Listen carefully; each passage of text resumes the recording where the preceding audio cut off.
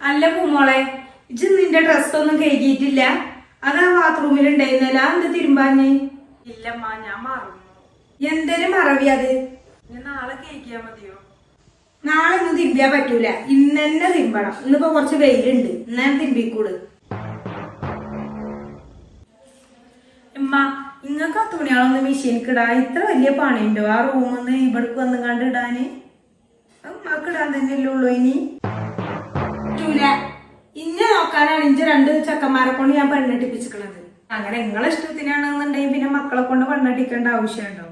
വെറുതെ ഇപ്പൊ കുട്ടികളെ ജീവിതം ഇല്ലാതാക്കാൻ നിങ്ങൾക്ക് നല്ലൊരു വേലക്കാരിനെ വെച്ചാ പോരെ. ഞങ്ങളെന്തിനാ വെറുതെ? എന്റെ തൊള്ളിൽ ഇതി മാത്രം നാവൊക്കെ ഉണ്ടോ? കുഞ്ഞോളെ നിർത്ത്. എന്താ പൂമോളെ ഈ കേട്ട് നിക്കണോണ്ടാണ് ഉമ്മ ഇങ്ങനെയൊക്കെ സംസാരിച്ചത്.